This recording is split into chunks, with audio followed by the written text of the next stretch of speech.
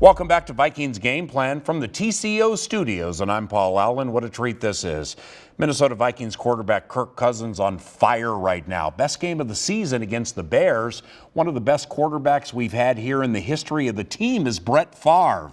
And he does a show on NFL radio via SiriusXM. Recently, Kirk Cousins was his guest. You know, we were just having a little fun and saying, you know, it was just a quirky statistical thing that you hadn't won on Monday Night Football. Everybody who thinks, oh, the pressure that comes with playing on it. But you got to be happy that you don't have to answer these questions anymore, aren't you? Yeah, well, it's great to get a win, but I think I'm 1-9 now on Monday Night Football. So it's not like I'm, 9-0 suddenly. So I still got a hole to dig myself out of. I'd have to play about 8-9 more years to be able to get back to 500. So I got some work to do, but great to get that first win. And, honestly, when you look back at all those games through the years, the 9 games before this, we were playing really good teams. We were playing teams that either won the Super Bowl or went to the Super Bowl or, we're going deep in the playoffs. And that's usually what Monday night brings. And, even in some games I played really well in, you just, the ball didn't bounce your way at the end. You don't get the win, but I felt like all those years I was getting better and improving as a quarterback. And, that counts for something. It doesn't show up in the win column, but it counts for something. Is there one thing in particular you can point to that has turned the season around? It's hard to say. I know that I'd say the last 2 weeks, we weren't turning the ball over, which really helped. But then last night we had 2 turnovers and still found a way to win. So I would say it's, a lot of different pieces coming together. And I think young players that we drafted this year who were kind of feeling their way through things in the first few weeks as we had some injuries. I think they're now starting to settle in and kind of grow through that experience of being thrown into the fire. And, we're kind of finding our identity, I think, kind of figuring out who we are and what works. And after the bye week, I think the bye week gave us a chance to kind of evaluate and look at what we're doing right, what we're doing wrong, and make some corrections. And certainly the results have been a lot better since then. There's plenty of time to work your way back into the playoff picture. And I know this is a league about looking forward, Kirk, not looking back, but it always makes me wonder. The game against Seattle where Dalvin Cook gets hurt, and if he's there, maybe you execute on that 4th down, or a couple of times on defense. The game against Tennessee. Is it hard to move past the ones that kind of got away and leave you in this situation? Yeah, you try not to live in the past, as you said, but there's no doubt, with the margin for error being so small in these games. And, we did go down to the last play with those 2 teams. And when they don't go your way, it stings, it hurts. And it usually, late in the year comes back, and 1 game, 2 games makes a big difference, with how many teams are going to be right there at the end in the playoff push. So, 1-5 was a big hole to dig ourselves out of. And fortunately, the last 3 weeks, we're starting to claw our way back. But we got 7 games left, and really those 7 games up ahead are going to tell the story. Yeah, I was actually in Green Bay filming a show for NFL Films, and that was extremely windy. And I remember getting off the plane this morning, and I said, better Kirk and Aaron than I. I don't miss these 30, 40 mile per hour winds, but you guys played outstanding. But I want to talk about Jefferson, or let you talk about him. He seems to have found his niche. He was legit at LSU. Right. You never know. It doesn't always translate over into the pro game, but he seems to be a huge playmaker. Yeah, people have asked me, what is the trait, or what is he doing so well? And I really don't have a great answer. My answer has been he's just a natural receiver. He feels it really well. He tracks the ball really well. He's really good after the catch. He, runs through the football. He can separate versus man coverage, and he can catch the back shoulder. So there's just a lot of things that you try to drill, but it's hard to teach, and he does them naturally. So it's been fun to watch his development, or really not even development, just watch him step onto the scene and be the great player that he is. But without our OTA season, without the preseason games, it really made it hard to know what we had in him until we threw him into the fire in the regular season, and he was able to make play after play. And now we're, full steam ahead, no looking back. All right, be honest, Kirk. Did you ever think you'd hear Brett Favre complaining about the weather at Lambeau Field?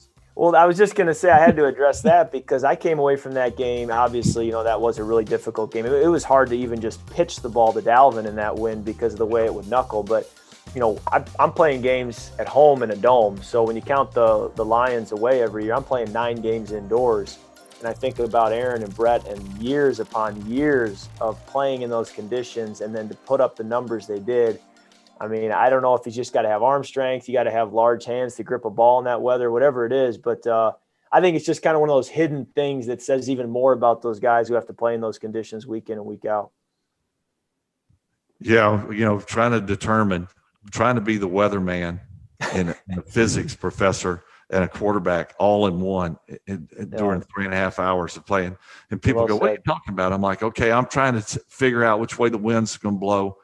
Because as you know, and I'm sitting there watching the game, the flag up top is blowing one way. The little ribbon on the goalpost is blowing totally another. Yep. And so you can't say, well, it's blowing that way. An out route this way is going to be impossible. Right. One of the things I learned was it's hard to throw the ball with touch. I found a couple of times I tried to drop 120 yards. Yeah, I tried to drop a corner route into Justin at one point, kind of drop it in the bucket, and it was 10 yards overthrown because when you throw with touch, the wind just takes it. And so I said to Justin after that, I said, hey, that ball in the future, I just have to drive it on you and high point it, and you're going to have to jump back and have strong hands because to throw a touch ball doesn't work in that weather. Yeah, and of course we're sitting at home going, "That's a terrible pass by the quarterback." Go ahead, Brett. No, I'm watching from the box up there, and I think I remember the throw, and typical windy touch pass like a fade or a corner. The nose never comes down. Yeah, right. So right. It just and you go, oh boy, this is not good. The good you're thing thinking is about weather and 50 physics. yards over everybody. Yeah, no doubt. No doubt. Yeah, you don't have to worry about the turnover because it's not near anybody that can catch the football. Hey, real quick, because I want to get your thoughts on something you're doing off the field. But Brett and I were talking about the game last night and the momentum swing after Cordero Patterson returns the kick.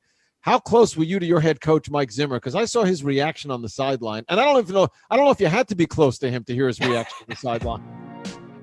Yeah, we talked all week about CP's ability to return kickoffs and how he's done it for years, and he's got a special ability. And so it wasn't like, they caught us off guard. We knew that it could happen, and then when it does, I think that makes it all the worse. But, I could hear him, with no fans in the stands. If your head coach is upset, you're going to hear him no matter where you are on the sideline. But times like that, I try to keep it at my distance, at least an arm's length, if not more. But best way to answer is, with some big plays on offense, and hopefully in the second half there, we were able to calm them down a little bit.